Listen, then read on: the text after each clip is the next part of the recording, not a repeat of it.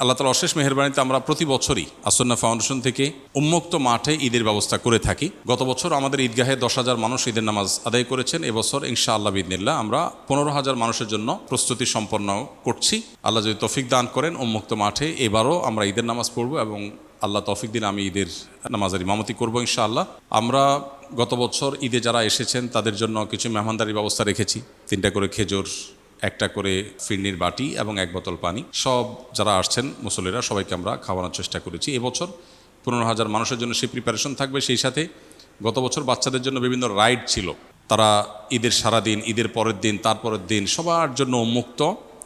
তারা মন ভরে এই রাইডগুলো উপভোগ করতে পারে। বিভিন্ন রকমের খেলাধুলার আইটেম তাদের জন্য থাকে, রেলগাড়ি, ট্রেন, জাম্প দেওয়ার জন্য আরও বিভিন্ন রকমের আয়োজন তাদের জন্য থাকে।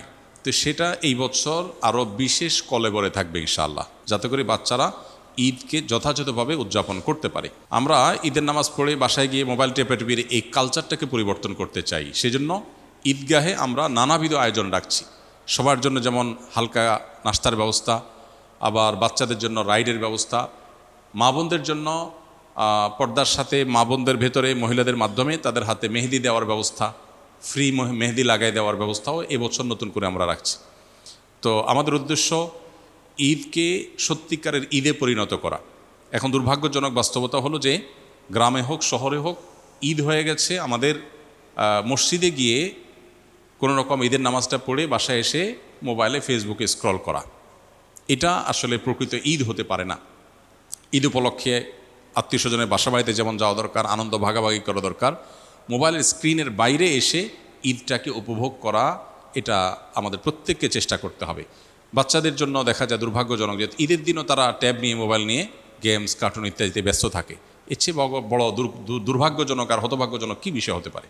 তো এই বিষয়টিকে মাথায় রেখে মূলত আমরা আসন্না ফাউন্ডেশন থেকে উন্মুক্ত মাঠে ঈদগাহের এই আয়োজন এবং ঈদগাহকে, ঈদের আয়োজনটাকে প্রাণবন্ত করার জন্য শিশু বান্ধব, নারীদের জন্য উপযোগী, পুরুষদের জন্য আলাদা ব্যবস্থাপনা, এই সব কিছুকে আমরা ঈদকে কেন্দ্র করে প্রতি বছর করে থাকি। এবছরও 2026 সালে ইনশাআল্লাহ আমরা সেই ব্যবস্থা রাখছি। এবছর আমাদের ঈদগাহে আল্লাহ তা চাহেন তো ঈদের নামাজ হবে 7:30টায়, সকাল 7:30টায় ইনশাআল্লাহ আমরা ঈদের নামাজ আদায় করার ঘোষণা দিয়েছি। অতএব যারা অংশগ্রহণ করতে চান দূর দূরান্ত থেকে তারা আগে ভাগে চলে আসবেন ইনশাআল্লাহ উন্মুক্ত মাঠে ঈদের নামাজ আদায় করার জন্য। আর যারা বিভিন্ন এলাকাতে ঈদের নামাজ পড়বেন, আপনাদের প্রতি আমার উদাত্ত আহ্বান, ঈদের নামাজ আপনারা উন্মুক্ত মাঠে করার চেষ্টা করবেন যথাসম্ভব, মসজিদে না করে উন্মুক্ত মাঠে। আমাদের দেশে একটা ভয়াবহ বাজে প্রবণতা দেখা যাচ্ছে। সেটা হলো যে যেই এলাকাতে কয়েকটা গ্রামের মানুষ একটা বড় ঈদগাহে ঈদের নামাজ পড়তো, সেখানে এখন দেখা যায় সবাই যার যার মসজিদে আলাদা ঈদের জামাত করে। এটা প্রশংসনীয় কোনো উদ্যোগ না। ইসলাম চায় যে ঈদের নামাজ হবে কেন্দ্রীয়ভাবে, অর্থাৎ অনেক ছোট ছোট এলাকার মানুষ একটা বড় জায়গায় একত্র হয়ে ঈদের নামাজ পড়বে। এতে ঈদের সৌন্দর্য পূর্ণরূপে প্রকাশ পায়। ইসলাম আমাদেরকে দেখুন পাঞ্জেগানা 5 ওয়াক্ত নামাজের কনসেপ্ট বা বিধান যেটা দিয়েছে, এখানে ছোট্ট একটা মহল্লার মানুষের দিনে 5 বার দেখা হয়। জামে মসজিদের যে ধারণা ইসলাম দিয়েছে, আমাদেরকে বিধান দিয়েছে, সেখানে কি হয়, ছোট ছোট মসজিদের মুসল্লিদের আর একটু বড় পরিসরে দেখা হয়। সপ্তাহে একদিন জুমার দিন কয়েকটা ছোট ছোট মহল্লার মানুষ একটা বড় মসজিদে মিলিত হন। আর ঈদগাহে সারা বছর যাদের সাথে দেখা হয় না, বছরে ঈদগাহে 2 ঈদে তাদের সাথে দেখা হয়। তো এই ধারণাটাই আমরা পরিবর্তন করে ফেলছি, ক্ষুদ্র ক্ষুদ্র ছোট ছোট প্রচুর পরিমাণে জামাত করে ঈদের সৌন্দর্যটাও নষ্ট হয়ে যাচ্ছে। তো এই জায়গাটাতে আমাদের বিশেষভাবে মনোযোগ দেওয়া দরকার। দুর্ভাগ্যজনক বাস্তবতা হলো অনেক সময় দেখা যায় মসজিদ কমিটির লোকজন নিজেরা আলাদা চাঁদা তুলবেন, আলাদা টাকা কালেকশন করবেন, নিজেরা সভাপতি সেক্রেটারি হবেন, নিজের মসজিদ থাকতে সভাপতি সেক্রেটারি থাকতে আরেকজন ঈদগাহে গিয়ে নামাজ পড়ে মুসল্লি হিসাবে, এটা তো মানবজাতির হ্যাম্পার মনে করেন। খুবই দুর্ভাগ্যজনক বাস্তবতা। এই যদি হয় নিয়ত, তাহলে এই ঈদগাহ, এই ঈদের নামাজ আয়োজন করে কী সওয়াব হবে, আল্লাহর কাছে কী পাওয়া যাবে? এই জন্য আমরা চেষ্টা করব ইনশাআল্লাহ যতটুকু সম্ভব কেন্দ্রীয়ভাবে বা বড় পরিসরে ঈদের নামাজ আয়োজন করা, এবং মসজিদে নয় মাঠে ঈদের নামাজের ব্যবস্থা করব। হ্যাঁ, ঢাকা, চট্টগ্রাম শহরে এলাকা যেখানে আসলে পর্যাপ্ত মাঠ নাই, সেখানে আপনি মসজিদে ঈদের নামাজ ব্যবস্থা করেন। অনেক জায়গায় আবার আরেক কাজ করা, রাস্তা দখল করে ঈদের নামাজ পড়ে। রাস্তা যদি এমন হয় যে প্রাইভেট রোডের মতো, যে এটাতে কারোর অসুবিধা হবে না, বিকল্প ব্যবস্থা আছে, তাহলে নিরুপায় হিসাবে আপনি রাস্তায় দাঁড়াতে পারেন। কিন্তু অনেক সময় দেখা যায় যে একেবারে গুরুত্বপূর্ণ রোড মাথা ব্লক করে দিয়ে সেখানে আপনি নামাজ পড়ছেন না, এটার জন্য তো আপনাকে শরীয়ত পারমিশন দেয়নি। আপনি মানুষের চলাচলে ব্যাঘাত সৃষ্টি করবেন। নবী সাল্লাল্লাহু আলাইহি ওয়াসাল্লাম বলেছেন, ইয়াকুম আল জুলুস আলা তারিক, তোমরা রাস্তায় বসবে না, রাস্তা দখল করবে না। তো এই বিষয়গুলো আমাদের মাথায় রাখা দরকার।